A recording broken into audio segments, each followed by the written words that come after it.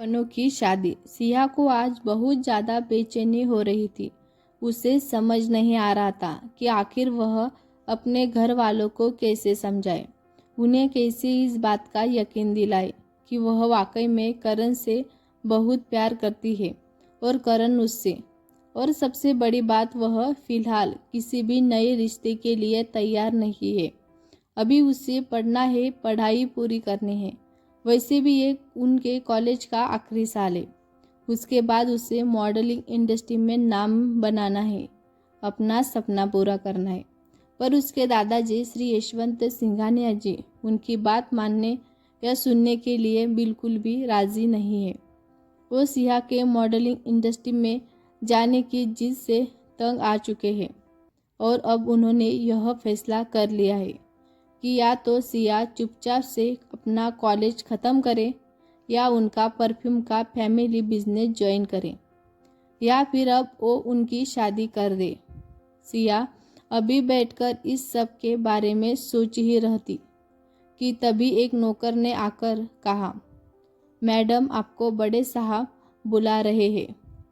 सिया अच्छे से जानती थी कि दादाजी उसे क्यों बुला रहे, इसीलिए उसने अपने दिमाग को शांत करते हुए कहा, उनसे कहो मैं आ रही हूँ। यह कहकर सिया ने जाकर सबसे पहले अपना मुंह धोया और सीधे अपने दादाजी के पास उनके कमरे की तरफ जाने लगी। पर इस वक्त वह उनके तरफ ही आ रहे थे। उन्होंने गुस्सा होते हुए कहा, तुमने क्या कसम खा ली है कि तुम मेरी कोई भी बात नहीं मानोगी?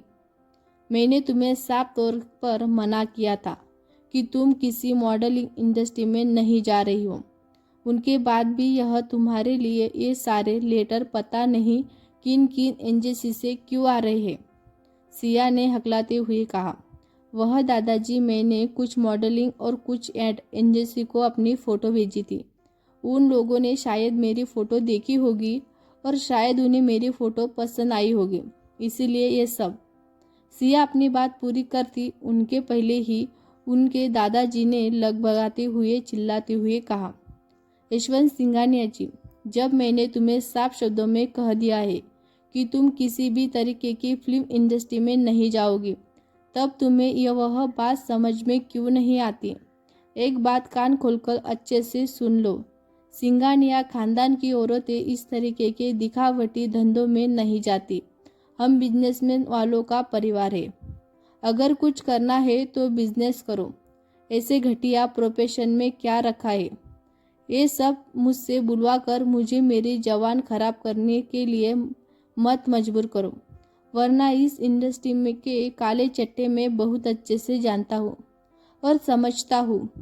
यह कहकर यशवंत सिंघानिया जी गुस्सा होकर उल्टे पैर सिया के कमरे से बाहर चले गए और जाते जाते सिया के सामने उन सभी लेटर को जमीन पर पटकते हुए दिए। सिया को समझ नहीं आ रहा था कि वो क्या करे। वो अपने दादाजी के खिलाफ भी नहीं जाना चाहती थी और करण को और इन दोनों का सपने को इस तरह को तोड़ना अभी नहीं चाहती थी। सिया ने चुपचाप से उन सभी लेटर को उठाया जिसमें और वापस अपने कमरे के अंदर आ गई। इन लेटर में उनकी फोटोज को सहारा गया था। वह सभी मॉडलिंग एजेंसी उनके साथ काम करना चाहती थी।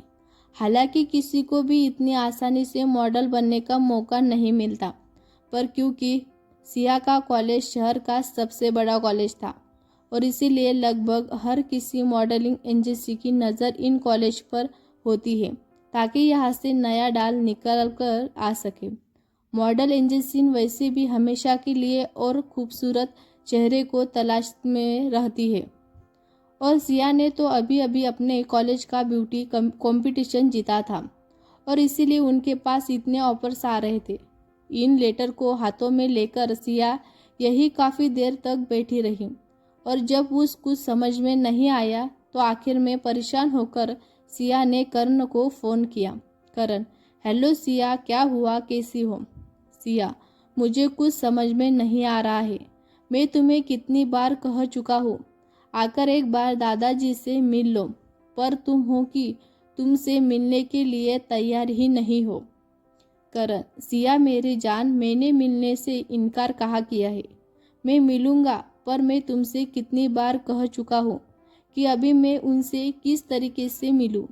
तुम्हारा परिवार शहर के सबसे ज़्यादा रईस परिवारों में से एक है। मैं उनके सामने किस मुँह से जाऊँगा। अभी मुझे अपनी एजेंसी सेट करनी है, पहले थोड़ा अपना नाम बनाना है।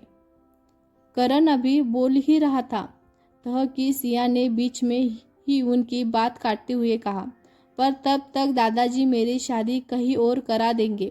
करण, तो तुम उनकी बात मानकर उनका परफ्यूम बिजनेस ज्वाइन क्यों नहीं कर लेती। फिल्म इंडस्ट्री में आगे तुम्हारे करियर को बनाने के लिए हूँ ना। 2-4 साल उनके पास नौकरी कर लो, उससे हमारी एजेंसी के लिए अच्छा खासा फंड भी खड़ा हो जाएगा। दोस्तों, मिलते हैं भाग 2 में। तब तक के लिए अपना ख्याल रखना। वीडियो अच्छा लगे तो लाइक करें, ज़्यादा से ज़्यादा लोगों तक शेयर करें, हमारे चैनल को सब्सक्राइब करें। धन्यवाद।